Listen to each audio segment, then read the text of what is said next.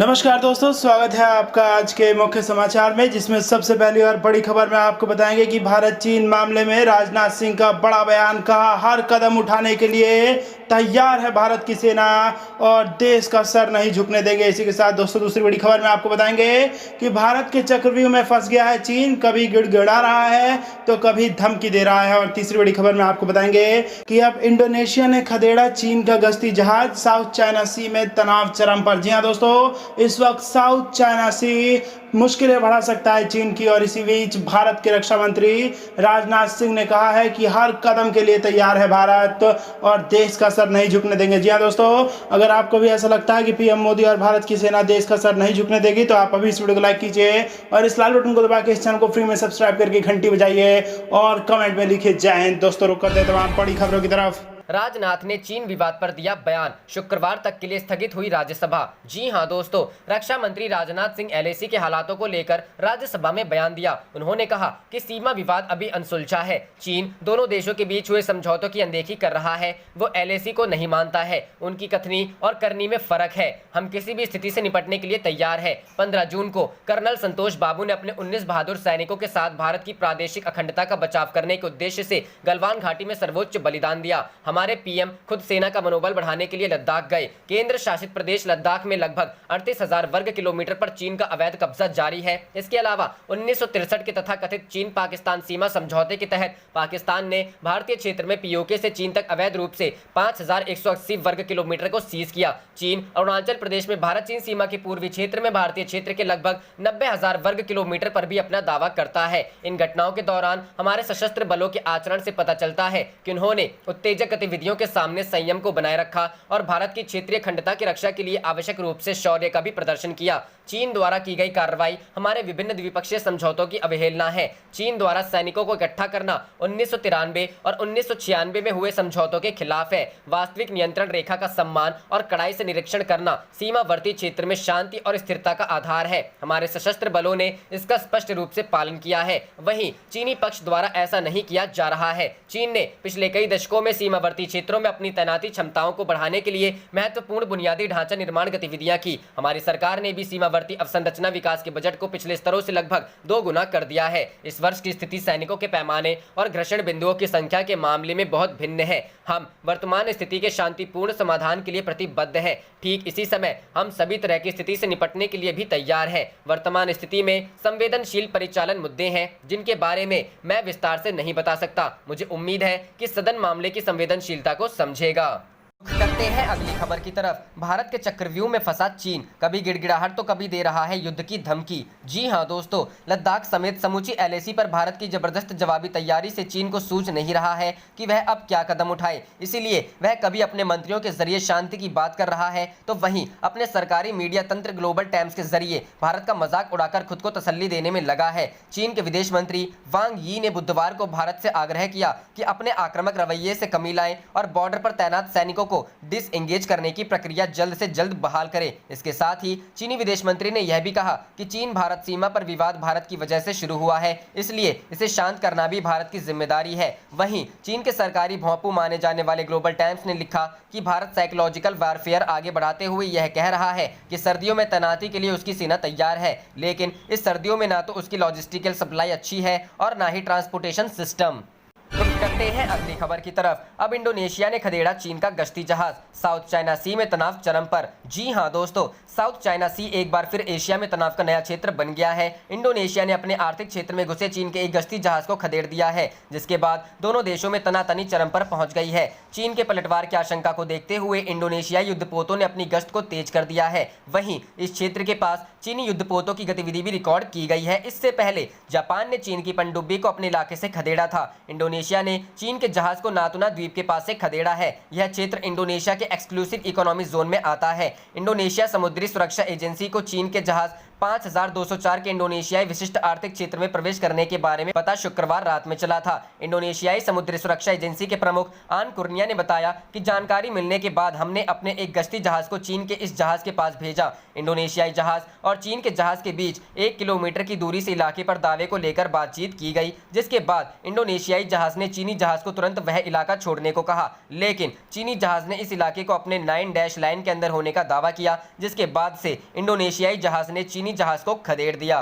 रुख करते हैं अगली खबर की तरफ। 70 साल के हुए प्रधानमंत्री नरेंद्र मोदी, जानिए बतौर पीएम लिए गए उनके 10 अहम फैसले। जी हां दोस्तों, प्रधानमंत्री नरेंद्र मोदी का आज 70वां जन्मदिन है। प्रधानमंत्री के तौर पर उनकी कई ऐसी उपलब्धियां हैं जो सीधे तौर पर उनकी मजबूत इच्छा शक्ति को दिखाती है। जम्मू कश्मीर से आर्टिकल 370 को खत्म करना हो या फिर पाकिस्तान को उसी के घर में घुसकर जवाब देना, पीएम मोदी के इन फैसलों की गूंज देश ही नहीं बल्कि पूरी दुनिया में सुनाई दी। ये मोदी सरकार की इच्छा शक्ति ही थी कि उसने जम्मू कश्मीर राज्य को 2 केंद्र शासित प्रदेश में बांट दिया। इतना ही नहीं, राम मंदिर को लेकर दशकों से चले आ रहे विवाद का भी पीएम मोदी के कार्यकाल में ही समाधान निकला। इसके अलावा उनके कार्यकाल में भी कई जन कल्याण से जुड़ी योजनाओं को भी जमीन पर भी उतारा गया है। दशकों से भव्य राम मंदिर निर्माण की आस लगाए लोगों का सपना 5 अगस्त 2020 को पूरा हुआ, जब प्रधानमंत्री नरेंद्र मोदी ने मंदिर के लिए भूमि पूजन किया। मंदिर निर्माण के शुभारंभ के साथ ही इस विवादास्पद मामले का शांति के साथ समाधान हो गया। राम मंदिर और विवादित ढांचे के मामले में सुप्रीम कोर्ट ने रोजाना सुनवाई करने के बाद मंदिर के पक्ष में अपना फैसला दिया था। 5 अगस्त 2019 को देश के नए गृह मंत्री बने अमित शाह ने कश्मीर से धारा 370 को खत्म करने का ऐलान किया। इसके साथ ही कश्मीर का विशेष राज्य का दर्जा खत्म हो गया। इतना ही नहीं, ये मोदी सरकार की राजनीतिक इच्छा शक्ति ही थी कि उसने जम्मू कश्मीर राज्य को 2 केंद्र शासित प्रदेश में बांट दिया। कश्मीर पर लिए गए इस फैसले का विपक्ष के लोगों ने विरोध भी किया, लेकिन पूरे एहतियात के साथ मोदी सरकार अपने इस फैसले को लागू करने में कामयाब रही। रुख करते हैं अगली खबर की तरफ। बिहार, बंगाल, असम, मणिपुर में अगले 12 घंटे में बारिश का अनुमान। केरल, कर्नाटक में भी भारी बारिश का अनुमान। जी हां दोस्तों, मौसम विभाग ने देश के कई राज्यों में बारिश के लिए चेतावनी जारी की है। इसने बताया कि 19 से 20 सितंबर के दौरान अंडमान और निकोबार द्वीप समूह, ओडिशा, तटीय और दक्षिण आंतरिक कर्नाटक और केरल में भारी से बहुत भारी बारिश होने की संभावना है। बकौल मौसम विभाग अगले 3 दिनों के दौरान तटीय आंध्र प्रदेश, तेलंगाना, मध्य महाराष्ट्र, मराठवाड़ा, तटीय और उत्तर आंतरिक कर्नाटक, केरल और माहे में व्यापक रूप से भारी बारिश हो सकती है। इसके अलावा अगले 12 घंटों के पश्चिमी मध्य प्रदेश, विदर्भ, बिहार, गंगेय पश्चिम बंगाल, अरुणाचल प्रदेश, असम, मेघालय, नागालैंड, मणिपुर, मिजोरम, त्रिपुरा, मध्य महाराष्ट्र, मराठवाड़ा, तटीय आंध्र, यनम और तेलंगाना में अलग अलग स्थानों पर हल्की से तेज बारिश का पूर्वानुमान लगाया है। रुख करते हैं अगली खबर की तरफ। एलओसी पर गरजे भारतीय लड़ाकू विमान, चीन के उड़े होश। जी हां दोस्तों, जम्मू कश्मीर में एलएसी पर पिछले कई महीनों से चीन के साथ स्थिति तनावपूर्ण है। इस तनातनी के बीच कल यानी मंगलवार को भारतीय वायुसेना के लड़ाकू विमानों ने एलएसी से एलओसी तक गश्त लगाई। कल यानी मंगलवार दोपहर को जम्मू कश्मीर के पुंछ जिले में एलओसी से कुछ किलोमीटर की दूरी पर स्थित सुरनकोट और बफलियात क्षेत्र में भारतीय वायुसेना के लड़ाकू विमान आसमान में गश्त करते हुए नजर आए। इन फाइटर प्लेन को कैमरे में भी कैद किया गया। उक्त क्षेत्र में कुछ देर तक आसमान में गश्त लगाने के बाद ये लड़ाकू विमान पीर पंजाल के पहाड़ों के उस पार कश्मीर की ओर लौट गए। बताया जा रहा है कि चीन के साथ जारी तनातनी के बीच सतर्कता के लिए विमानों ने गश्त किया। वहीं काफी समय बाद आसमान में लड़ाकू विमान को देख लोगों में काफी उत्सुकता का माहौल दिखाई दिया। गौरतलब है कि जब पिछले साल बालाकोट एयर स्ट्राइक के बाद पाकिस्तान के वायुसेना के लड़ाकू जेट ने भारतीय क्षेत्र में घुसपैठ करने की कोशिश की थी, तो कई दिन तक पुंछ जिले के आसमान में भारतीय वायुसेना के लड़ाकू विमान सुबह शाम गश्त लगाते थे और दुश्मन देश की चाल पर नजर रखते थे। इसके बाद कल मंगलवार को एक बार फिर से जम्मू कश्मीर के पुंछ जिले के आसमान में लड़ाकू विमानों ने गश्त लगाई। एलओसी के पास लड़ाकू विमानों को गश्त लगाता देख लोगों में काफी उत्सुकता नजर आई। वायुसेना ने एलओसी पर यह गश्त सतर्कता के लिए लगाई और साथ ही दुश्मन को यह संदेश भी देने की कोशिश की कि भारत की तरफ आंख उठाकर देखने की गलती ना करे। रुख करते हैं अगली खबर की तरफ। प्रोपेगेंडा फैलाने के लिए चीन ने एलएसी पर लगाए लाउड स्पीकर, भारत ने भी दिया करारा जवाब। जी हां दोस्तों, एलएसी पर लगातार भारत के हाथों पिटने के बाद चीन अब पुरानी चालें चलने लगा है। जानकारी के मुताबिक चीनी सेना ने एलएसी पर लाउड स्पीकर लगा दिए हैं ताकि उनके जरिए प्रोपेगेंडा किया जा सके और भारतीय सैनिकों का मनोबल गिराया जा सके। इसके जवाब में भारत ने भी लाउड स्पीकर लगा दिए हैं। सूत्रों से मिली जानकारी के मुताबिक पूर्वी लद्दाख से सटी एलएसी पर चीन ने हाल ही में एक लाउड स्पीकर लगाया है जिस पर पंजाबी गाने चलाए जाते हैं। जानकारी के मुताबिक विवादित फिंगर एरिया में चीन की पीएलए सेना ने ये प्रोपेगेंडा लाउड स्पीकर लगाया है, क्योंकि यहाँ सिख या फिर पंजाबी सैनिकों की पलटन तैनात है। ऐसे में चीनी सेना साइकोलॉजिकल प्रेशर के तहत इस तरह के गाने बजा रही है। लेकिन सूत्रों ने साफ किया कि भारतीय सेना ने भी चीन सेना के प्रोपेगेंडा के खिलाफ ऐसा ही एक लाउड स्पीकर लगाया है। दरअसल फिंगर एरिया में भारत और चीन की सेनाओं के बीच जबरदस्त टकराव की स्थिति बनी हुई है। 8 से 9 सितंबर को दोनों देशों के बीच फिंगर 3-4 के बीच जबरदस्त फायरिंग हुई थी। बताया जा रहा है कि दोनों देशों के सैनिकों ने जबरदस्त हवाई फायरिंग की। हालांकि दोनों देशों के सैनिकों ने एक दूसरे पर फायरिंग नहीं की थी। भारतीय सेना के सूत्रों के मुताबिक 10 सितंबर को मॉस्को में भारत और चीन के विदेश मंत्रियों के बीच हुई बैठक के चलते इस घटना को उजागर नहीं किया गया था। जानकारी के मुताबिक चीनी सेना ने एक ऐसा ही लाउड स्पीकर अपने मोल्डो गैरिसन यानी छावनी में लगा रखा है और वहां पर भारत विरोधी भाषण चलाता है। ये इसलिए ताकि भारतीय सैनिकों में असंतोष की भावना पैदा की जाए, क्योंकि 29-30 अगस्त की रात की कार्रवाई के बाद से भारतीय सैनिक मोल्डो के दोनों तरफ गुरंग और मगर हिल पर तैनात हैं और मोल्डो में लगे लाउड स्पीकर की आवाज इन पहाड़ियों तक पहुंच जाती है। पूर्व उपथल सेना प्रमुख लेफ्टिनेंट जनरल गुरमीत सिंह ने एबीपी न्यूज को बताया कि भारतीय सेना पर अब चीन का ये साइकोलॉजिकल दबाव नहीं चलेगा, क्योंकि भारतीय सैनिक मनोवैज्ञानिक तौर से बेहद मजबूत है। रुख करते हैं अगली खबर की तरफ, जिससे पाकिस्तान को चखाया था मजा, उसी बेफोर्स तोप से चीन पर निशाना साधने को तैयार सेना। जी हाँ दोस्तों, भारत चीन के बीच पूर्वी लद्दाख में सीमा विवाद अप्रैल महीने की शुरुआत से ही जारी है। दोनों पक्षों के बीच कई स्तर की वार्ताएं होने के बाद भी तनाव में कमी नहीं आ सकी है। इस वजह से भारतीय सेना लद्दाख में लंबे समय तक रहने की तैयारी कर रही है। सेना ने किसी भी ऑपरेशन के लिए बेफोर्स हॉविट्जर तोपों को भी तैयार रखा है। सेना ने इन तोपों का इस्तेमाल कारगिल युद्ध में पाकिस्तान को परास्त करने में भी किया था। लद्दाख में इंजीनियर लगातार 155 mm वाली बेफोर्स तोपों की सर्विसिंग और मेंटेनेंस कर रहे हैं। वे तोप को किसी भी हालत के लिए तैयार कर रहे हैं। 1980 के दशक में तोप खाने की रेजिमेंट में शामिल की गई बेफोर्स तोप हाई और लो दोनों ही एंगल में फायरिंग करने में सक्षम है। लद्दाख में सेना के इंजीनियरों को एक ऐसी ही बेफोर्स तोप की सर्विस करते हुए देखा गया था, जिसके बारे में कहना था कि कुछ दिनों के बाद यह पूरी तरह से गरजने के लिए तैयार हो जाएगी। अधिकारियों के अनुसार इन्हें समय समय पर सर्विसिंग और रखरखाव की जरूरत होती है और इसके लिए तकनीशियनों को तैनात किया गया है। लेफ्टिनेंट कर्नल प्रीति कंवर ने कहा कि टेक्निकल स्टोर ग्रुप का काम फायरिंग पिन से लेकर इंजन की असेंबली तक सब कुछ मुहैया कराना है। इस वाहन के पीछे मोबाइल स्पेयर्स वैन है, जिसके जरिए हम तकनीशियनों को फॉरवर्ड एरिया में कंपोनेंट मुहैया कराते हैं। बता दें कि बोफोर्स तोपों ने 1999 में हुए कारगिल युद्ध में अहम भूमिका निभाई थी। तोप ने युद्ध में पाकिस्तान के खिलाफ ऊंचाई वाले पहाड़ों पर बने बंकरों और ठिकानों को आसानी से नष्ट कर दिया था और पाक सेना को भारी नुकसान पहुंचाया था।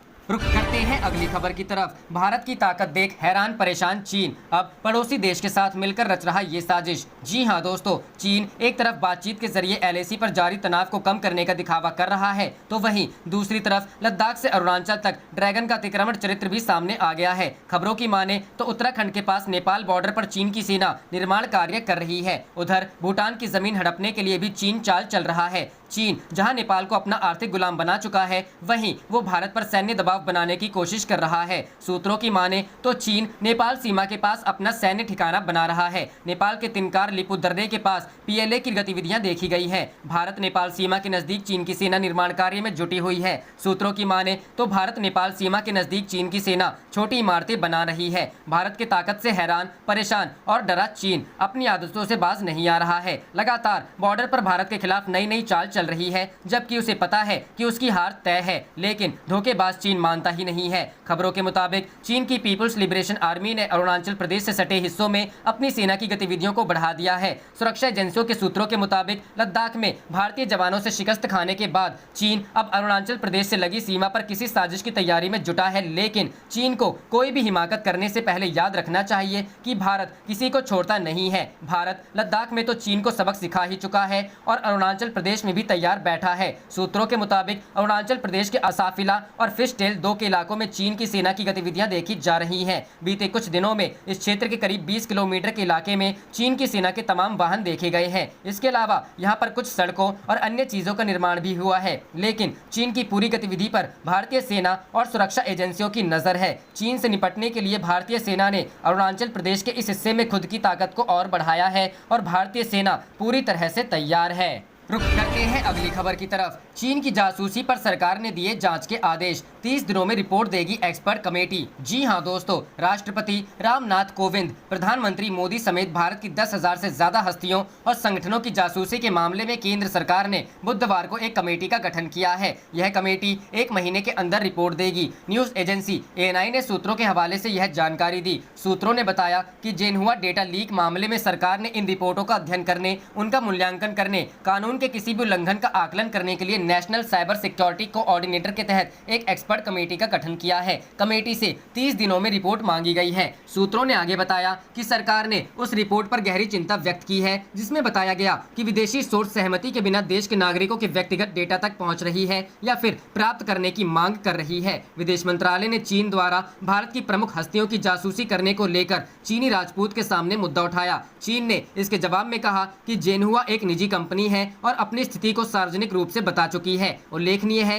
कि इंडियन एक्सप्रेस अखबार की रिपोर्ट में कहा गया था कि चीन की डेटा कंपनी ने राष्ट्रपति, प्रधानमंत्री, विपक्ष के प्रमुख नेताओं, कैबिनेट मंत्रियों, राज्यों के मुख्यमंत्रियों, मुख्य न्यायाधीश तथा कई अन्य हस्तियों की जासूसी की है। अखबार में यह भी कहा था कि इस कंपनी का संबंध चीन की सरकार से है। इसके बाद कांग्रेस ने पूरा मुद्दा संसद में भी उठाया था। कांग्रेस सांसदों ने सदन में कहा था कि चीन की डिजिटल आक्रामकता से निपटने के लिए सरकार को मजबूत व्यवस्था बनानी चाहिए। कांग्रेस के 2 सदस्यों के KC वेणुगोपाल और राजीव सातव ने राज्यसभा में शून्यकाल के दौरान यह मुद्दा उठाया था। इस पर राज्यसभा के सभापति M वेंकैया नायडू ने संसदीय कार्य मंत्री से कहा कि वह इस पर ध्यान दे और संबंधित मंत्री को इसकी जानकारी दे।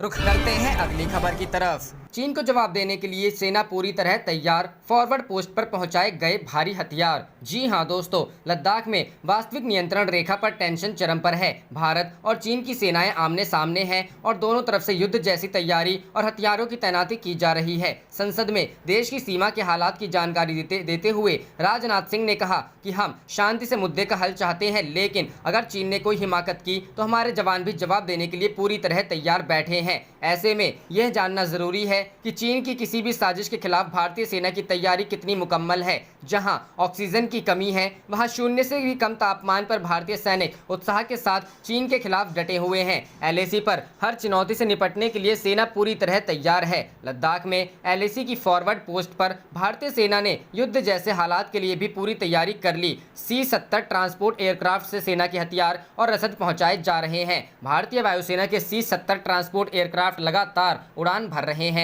और LAC की फॉरवर्ड पोस्ट पर सामान की सप्लाई कर रहे हैं। कड़ाके की ठंड के दौरान इस्तेमाल में लाई जाने वाली डिवाइसेस -50 डिग्री सेल्सियस तापमान और 40 किलोमीटर प्रति घंटे की रफ्तार से चल रही हवा का मुकाबला करने के लिए थर्मल इंसुलेशन वाले कपड़े सैनिकों तक पहुंचाए गए हैं। इसके साथ ही युद्ध की स्थिति में सैनिकों को खाने पीने की कोई कमी ना हो, इसके भी इंतजाम किए गए हैं। लद्दाख में फॉरवर्ड लोकेशन पर सैनिकों के लिए kerosene heater, special ration, clothing जैसे अहम सामान पहुंचाए जा रहे हैं। क्योंकि सर्दी आ रही है, लद्दाख में भारतीय सेना की ये तैनाती चेतावनी है उस चीन को जिसे लगता है कि सर्दियां आएंगी तो भारतीय सैनिक उससे युद्ध नहीं लड़ पाएंगे। सर्दियों में युद्ध के लिए भारतीय सेना पूरी तरह तैयार है। लद्दाख की फॉरवर्ड पोस्ट पर लगातार सैनिकों को भेजा जा रहा है। चाहे हथियार हो या गोला बारूद, किसी चीज की कोई कमी ना पड़े, इसकी भी पूरी तैयारी हो चुकी है। LAC पर चीन अगर नहीं माना तो इन सर्दियों में चीनी सेना के मंसूबों का फेल होना तय है। चीनी सेना के हर मंसूबों को बर्फ में दफन करने के लिए भारतीय सेना पूरी तरह तैयार है। बता दें कि चीन को ऐसा लगता है कि जब सर्दी बढ़ेगी तो भारतीय सेना पीछे हट जाएगी और उसे घुसपैठ करने और जमीन पर कब्जा करने का मौका मिल जाएगा।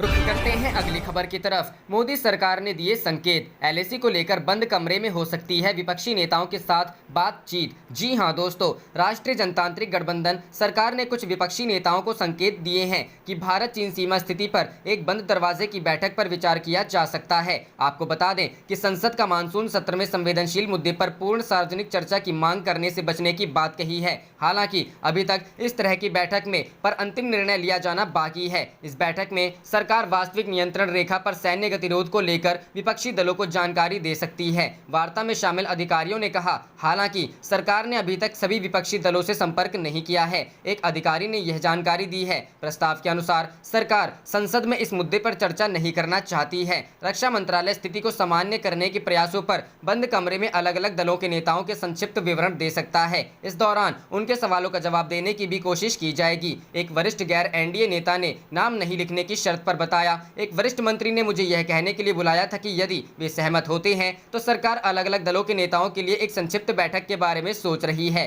प्रस्ताव पर अभी निर्णय नहीं हुआ है, इस पर चर्चा की आवश्यकता है। लोकसभा में कांग्रेस के नेता अधीर रंजन चौधरी ने इस तरह की बैठक की उपयोगिता पर सवाल उठाया। उन्होंने कहा, यदि समाचार पत्र चर्चा कर सकते हैं, सार्वजनिक चर्चा कर सकते हैं और बाकी सभी लोग चर्चा कर सकते हैं, तो भारतीय संसद ऐसी स्थिति पर चर्चा क्यों नहीं कर सकती है।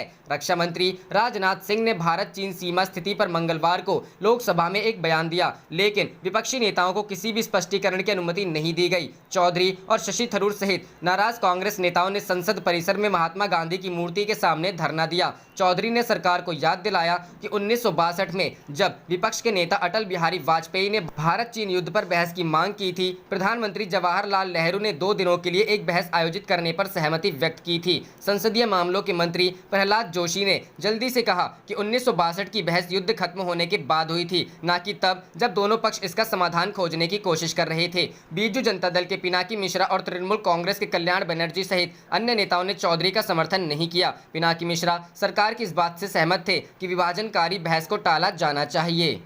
आप देख रहे थे आपका अपना चैनल जय हिंद जय भारत।